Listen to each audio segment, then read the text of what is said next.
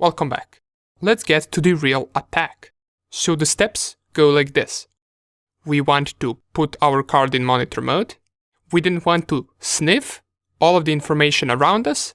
Then out of all of the wireless access points, we must pick the one that we want to attack. And in this video, I will be attacking my own wireless access point because attacking anyone else's would be illegal. So we'll be attacking my access point. You can attack yours if you're still following this section. And once we choose our target, we need to check out the channel on which the target is running on and the MAC address which the target access point has. Then we must run our sniffing program, and simultaneously while running that sniffing program, we must run our deauthentication attack. Then we can deauthenticate the devices on that access point for a few seconds, and once we stop deauthenticating, we should be able to sniff the 4-way handshake with the hashed value of the password. Then we can move on to the Kali Linux machine, and there we're going to try to crack that password. Okay, there are a lot of steps in front of us, so let's get straight into it. So what I'm going to do is I'm going to put my wireless card in monitor mode, as I did in the previous video. Nothing really to explain too much here. And the next command that I want to run right after it is airmon-ng check WLO1, which is my wireless interface. Now this program is something that you have inside of your Kali Linux machine, so you shouldn't have problem running this. The wireless interface is something that you want to change to the name of your wireless interface, and once you set the entire command, you can click enter. It will tell you that it found 5 processes that could cause some trouble. Now this means that if we run into any problems during our process of gathering the 4-way handshake with the password, it could be due to these processes still running. So we're just not going to risk that, and we're going to kill all of those processes straight away. How can we do that? Well, we can type airmon-ng and then check and then kill. Once you type this, press enter. It will also tell you that it found 5 processes, but down here it will also tell you that it is killing all those processes. So now we shouldn't have any problem running our other tools. Once you do that, what you want to check is whether your wireless card is still in monitor mode, and since it sometimes turns back to manage mode, you must put it once again into the monitor mode after performing the airmon-ng command. After you put it back to monitor mode, the next command that we want to run is aerodump-ng and then the interface that is currently in the monitor mode. Since WLO1 is inside of the monitor mode for me, I will press enter right here, and this will start sniffing all of the information around me. Let me enlarge this terminal, and we're going to be able to see all of the wireless access points that are around me. These are the names of the wireless access points under the column ESSID. The authentication and the cipher and the encryption is type of the protection that the wireless access point has, so you can see most of them will have WPA2, which is currently the highest protection they can possibly get.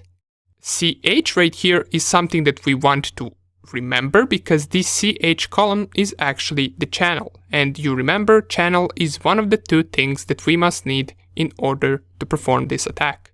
The data can tell us if the access point is active currently or if it has some devices connected to it that are browsing the internet, while the beacons would usually tell us the same thing. However, the PWR right here can tell us how far away is the access point. So the lower the number, the closer the access point is to you. And sometimes if you choose an access point that is far, far away, this attack might not work. You have to be really close to the target in order for this to work. However, you do not have to be connected to the target. As you can see right now, I have no access to the internet, I am not connected to any access point, and I will be targeting this access point right here called HACKMATE.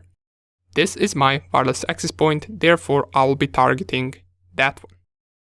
Now, remember that we need to remember 2 things. So the channel for my access point is 2, And by the way, once you choose your target, feel free to Control C this, because sometimes this screen knows to move and you cannot really copy and paste different things that you need. So I have chosen this target right here, and I need to remember the channel, which is 2, and the MAC address. Now the channel is easy to remember, so therefore I'm just going to copy the MAC address right here. And then we need to start the sniffing process again. However, we're going to write information inside of a file. For this, we're only going to sniff one access point information, and to do that, we must specify the channel and the MAC address. So we start the command the same with arrow dump -ng, then we use -c command for the channel and we specify the channel number. In my case, that is 2.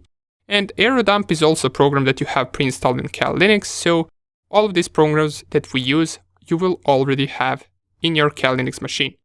If you don't, or if you're using some other machine to perform this, I will link in the resources how you can download all of these tools. It is pretty simple, so you shouldn't have any problem downloading them. Nonetheless, let's get back to our command. So we got arrow dump -ng, then -c for the channel. We specify channel number 2. For you, it might be different channel. And after that, we use --bssid. And what bssid is simply the MAC address, since we can see that the column where MAC addresses are is called bssid. So after this, we must paste our MAC address to our target wireless access point, and the last parameter to this command is going to be -w option. And this -w option simply stands for the file name that we're going to write all of this in. So let's call this the wireless access point name in capital _test. This is going to be our file name. And by the way, also once running this command, remember in which destination are you running the command, because that is where it's going to save your files. I'm saving this as _test. And the last thing that we must specify is the wireless interface, which is currently in monitor mode. For me, that is WLO1. You specify your wireless interface in monitor mode, and once you craft this entire command, you can press enter. And you will notice right here, it will only sniff for this specific wireless access point. We can see the name right here under the ESID, and we can see its MAC address. What also we can see are the devices that are currently connected to this access point. And at the moment, it only has 2 of them. Now what I'm going to do is I'm going to connect to the wireless access point over my mobile phone. And you can see that we already managed to capture the WPA handshake, which is all that we need in order to be able to crack the password. However, we're going to try to do that again, just by performing the deauthentication attack. Because we can't really wait for someone to randomly connect to our access point, we must disconnect everyone from that access point. And to do that, I'm going to enter the root terminal. And I will enlarge this, of course, so you can see everything better. And the command that we must use to actually deauthenticate someone is using the airplay-ng tool. So it is spelled like this, and the options that it takes is -0, and then space and 0 once again. This means it will send the authentication packets indefinitely until we Control-C the program, and then it will stop the authenticating. So what I advise you to do, if you're following this attack, is connect your mobile phone to the access point, and you will notice as soon as we start running this command, your mobile phone will get disconnected from that wireless access point. So once you type -0 and then 0, the next parameter is -a, and after -a comes the MAC address of the wireless access point. At the end, we only specify the wireless interface in the monitor mode, and we can start the authenticating. And if I take a look at my phone, I am instantly being disconnected from this wireless access point. And if I go to settings and try to connect back, it will not work. Nobody will be able to connect to this wireless access point as long as I am running this attack. But you only want to run this for a few seconds.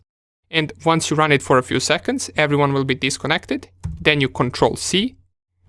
And here, in just a few seconds, we will be catching WPA2 handshakes with the hashed value of the password. From my phone, I already established connection to the wireless access point, and once you do that, in the upper right corner, you should see this WPA handshake, and as soon as you see that, you can Control-C this program. You got everything that you need. You got the 4-way handshake, and inside of that 4-way handshake is the password that you need. Once you finish all of this, you will notice that you got 4 different files on your desktop. As you can see, 1, 2, 3, and 4. And you actually only need 1 out of these 4 files, and this is the .cap file. All of the other 3 you don't need for this attack, so you can just save the .cap file and you can delete the others. Once you have the .cap file, inside of this file is our 4-way handshake, and then in the next video we're going to use different tools to extract the hash password from this .cap file, and then we're going to use massive word lists to try to crack this password from this file. But for this, I'm going to switch to my Kali Linux machine so we can go back to our normal environment, since I no longer need to run any program on my laptop. Welcome back to our Kali Linux machine. So we captured our password from the wireless access point. We performed the deauthentication attack, we kicked everyone off of the internet, and then when we stopped the deauthentication attack and someone tried to connect back, we captured the 4-way handshake into one of these files. And I transferred them to my Kali Linux desktop, and do you remember which one of them is important? Only this .cap file. All of the other 3 we don't need. Now you can delete them if you want to, I'm just going to move them on the side, and this is the file that we're going to use for both ways of cracking the password. Now open up your terminal first, and unlike any other brute force attack that we previously did with small password lists of tens or hundreds or thousands of passwords, this one is going to be a huge password list. This password list contains over 10 million unique passwords, and it is on our Kali Linux machine. So how can we find it? Well, you can type the command locate and then rocku.txt.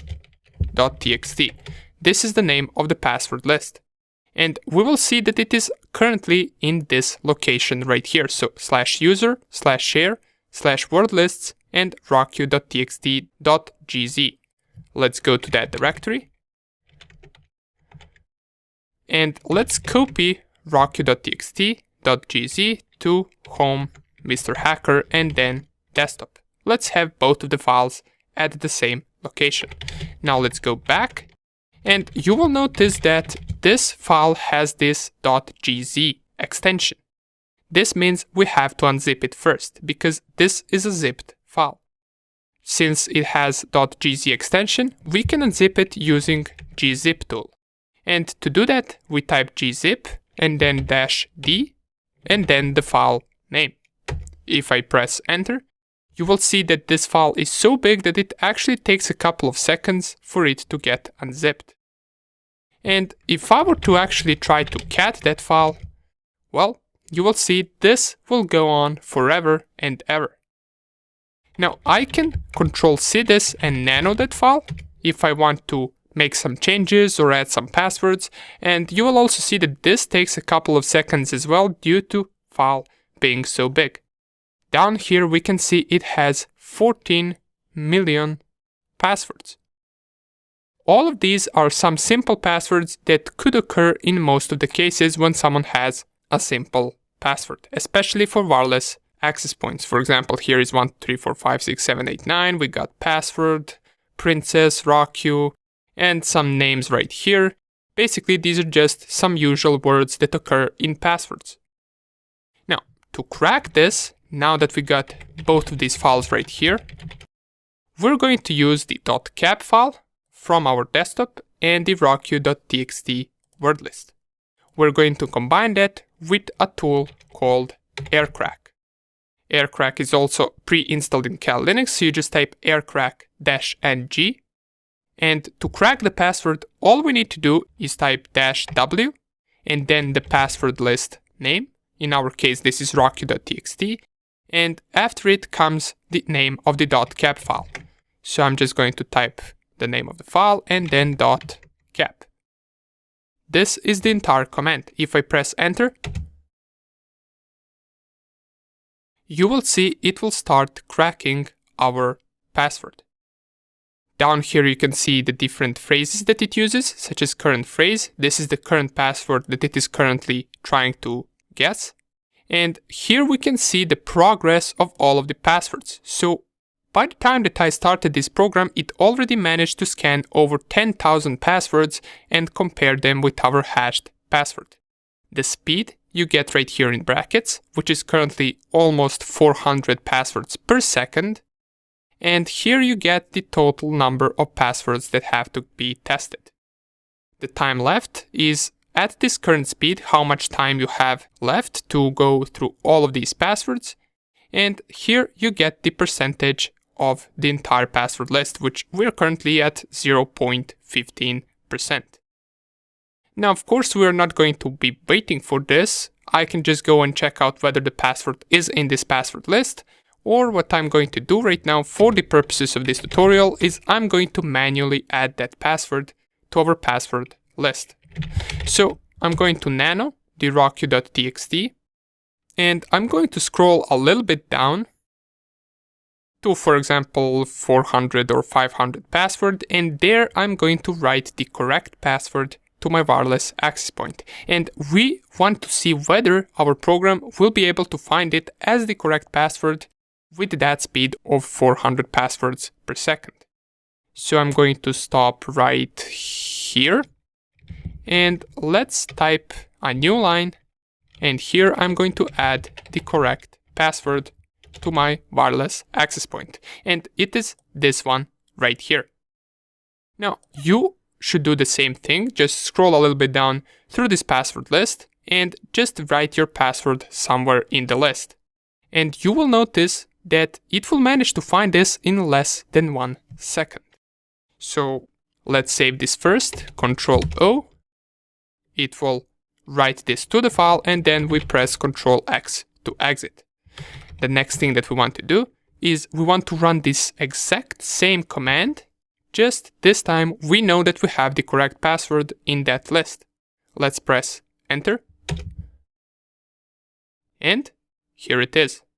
It managed to find the password in 1 second. You will notice as soon as it finds the password, it will stop the execution of the program, and it will print it right here. Key found, and in the brackets will be the correct password to that wireless access point. It scanned about 492 passwords out of 10 million, and in less than 1 second, it found the correct password. How cool is this? And keep in mind that this is the speed of us running this from a virtual machine. For example, once I test this program on my laptop, it has a speed of 3,000 to 4,000 passwords per second. Welcome back. Let's touch on a subject of network monitoring and showing one of the ways of how it can be done. Now, before, when we covered endpoint security, we mentioned a tool called Wireshark. It helped us discover connections made from our endpoint device, and we also managed to see which protocol was being used and to where was our device connecting to or communicated with. Now, let's go over these monitoring tools once again and mention how they can be also applied to network and not just to an endpoint device. So there are a couple of tools that can be used for network monitoring. We have Wireshark, which has the GUI interface, and we have tools such as TCP dump or Tshark, which are command line and easier to run. Now the next question arises. If we use the same tools that we use for endpoint security to monitor just one device, how can we then use it for network monitoring as well? Well, the important thing is from where you are running these tools. If you run from an endpoint device, just like we did before, then you can only monitor traffic from that device. But if you run these tools from a router or firewall, then you will be able to monitor the traffic from all the devices inside that network, since all their traffic has to go through the router first in order to reach the destination, right? Well, that's the only difference, the spot from where we run the monitoring tools. This is also useful in case, for example, you have a malware running on an endpoint device. That malware could technically be programmed to evade your monitoring tools if you run them on that endpoint device as well, so you might not be able to see the correct network traffic like that. But if you run the monitoring tools from your router, then no matter how good the malware is on that endpoint device, it still isn't affecting the router, so you could see the valid traffic going from that machine and coming to that machine. Now comes the second problem, which is running the tools from the router. Well, this is a rather easy thing to do.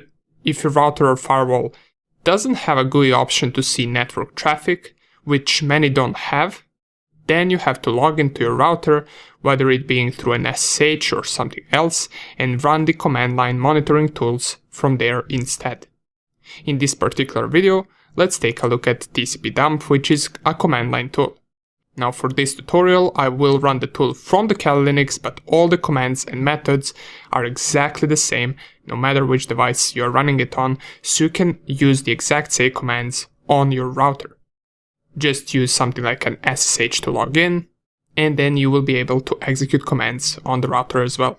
So it doesn't matter whether you run it on an endpoint device or the router, the syntax and the commands are the same.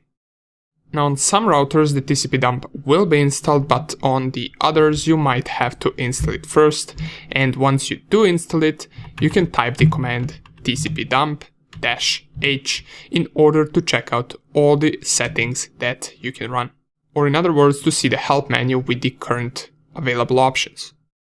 Now, the first thing that you want to run is tcpdump-d, and this command simply shows us which interfaces we have on this machine.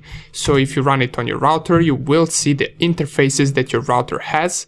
Since I'm running on my Kali, I will see the interfaces that my Kali Linux have. You will also see which of these interfaces is up and running, and for me particularly, this is the interface that is up and running and that's mostly active. Once you choose an interface that is active, you can run this simple command, so tcpdump-i and then the interface name. In my particular case, it is ETH0. In your case, it might be something else. And this command will simply sniff all the traffic on this interface. Now, if you're on a router, you might not get this permission error, but for me, I have to run this with sudo in order for it to work. Type in my password, and now it will start listening and sniffing all the network traffic on this particular interface. Now, we can see nothing is really coming in, but if I open another terminal right here, and then I run, for example, ping 192.168.1.1, we get some traffic right here, and we can even see that we're getting the ICMP request from the Kali Linux machine that is pointed to this domain, which in this particular case is my router. Now, if you don't want to see the domains, maybe you want to see the IP addresses, you can run this command instead, tcp-i eth0, and we can also add -n, so it shows us the IP addresses and the ports. If I press enter, and if I type the same ping command, now you will see that we do get an IP address instead of the domain. So we get 192.168.1.1, which is the IP address that I pinged, and we do get that it is an ICMP packet right here. We also get some ARP requests and replies on the network, and in some cases this might be a little bit harder to read, but after a certain time you will get used to it. Now, besides this, you could also filter the traffic by a port number, for example. If you want to filter a specific port, you could do tcp-dump-n for IP addresses instead of domains, then -i, and we choose the interface, and we could type destination or DST port 80, for example. Oops, I typed 89, so port 80. And I need permission once again, so let's type sudo, and now it's listening only for port 80, and it will not output any other traffic. For example, if I go ping, you will see now nothing is being showed right here, since ping requests are not being registered over the port 80. Now let me go and, for example, start Firefox. And here it is, the Firefox started, and we do get some HTTP traffic over the port 80. We also get on which IP addresses is it connecting, and it can go a little bit fast sometimes, so you might want to scroll up in order to catch something, but currently we only see that the Kali Linux machine is making connections to certain IP addresses over port 80, and that is due to the fact that I started Firefox. For example, if I want to visit my router login page, which is HTTP, it will capture it right here. Here it is. We can see that the connection from Kali Linux machine has been made to 192.168.1.1 over the port 80. And here is the router login page. Okay, awesome. Now, you could also do the same for HTTPS by removing the port 80 and typing 443, or you can type port 80 or port 443 in case you want to monitor both of these ports.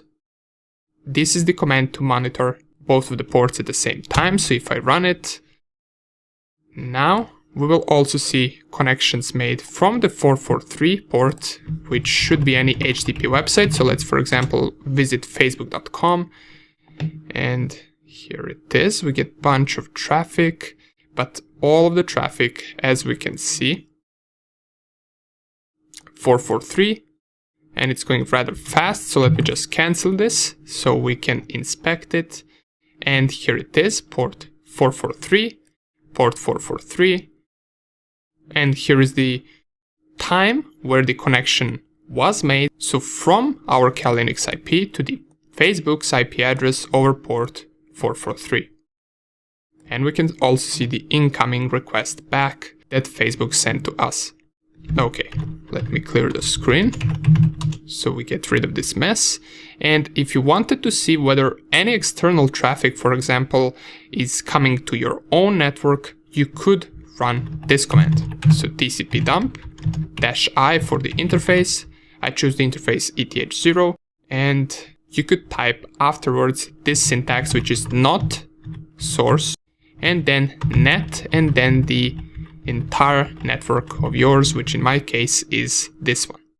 Once I press enter, you will see nothing is coming in, but since we have Firefox started, if I refresh this page, we will see a bunch of requests coming in. But if I try to ping, for example, ping 192.168.1.1, this will not be registered, since this right here is network traffic inside the network. So I'm pinging my own router, so this will not be registered right here.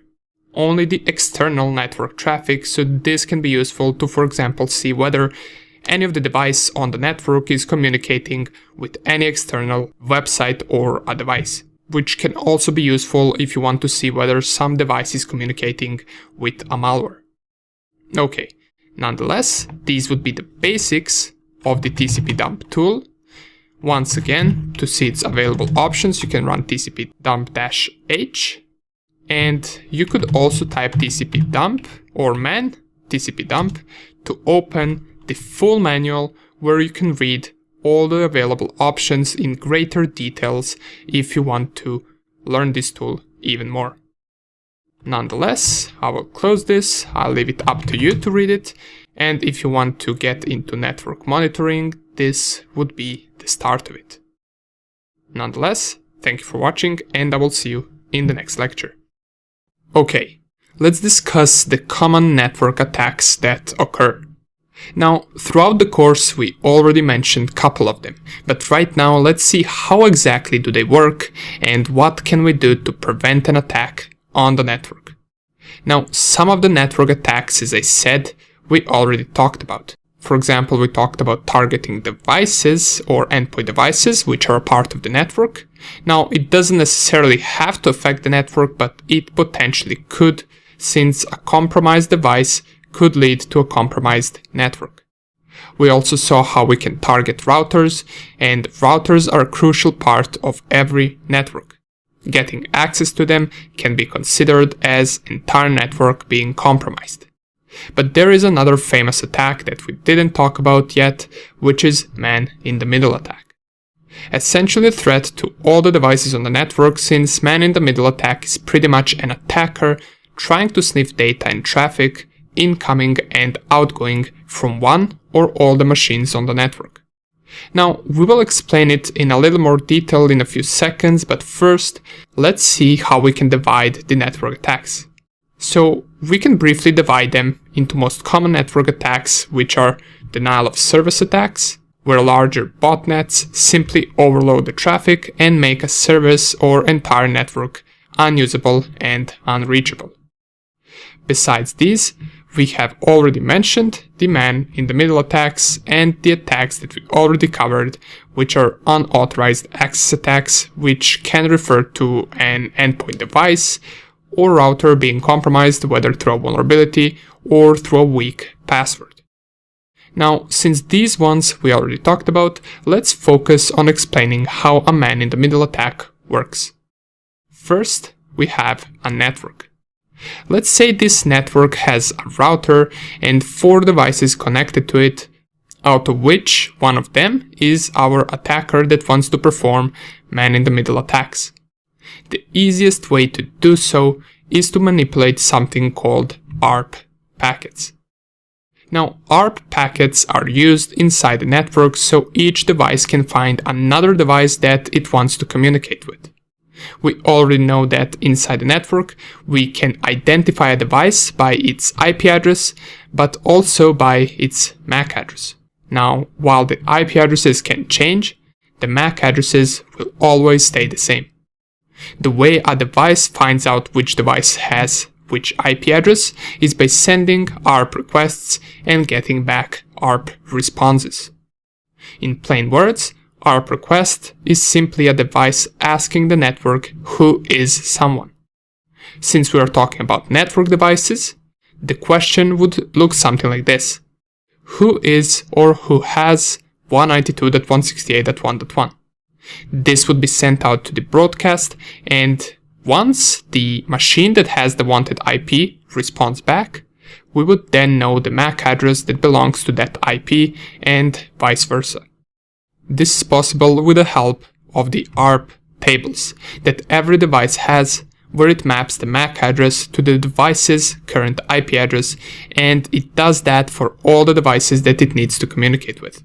But this protocol has a vulnerability, in a sense that we can send ARP responses to different devices and pretend that we are someone else, and that device that we send the ARP response to will accept that as a correct input for their ARP table.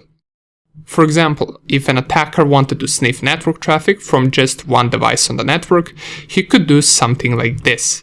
He would send an ARP response to both the victim and the router saying that he is one another. To the router he would send an ARP response saying that he is the victim, and to the victim he would send the ARP response saying that he is router.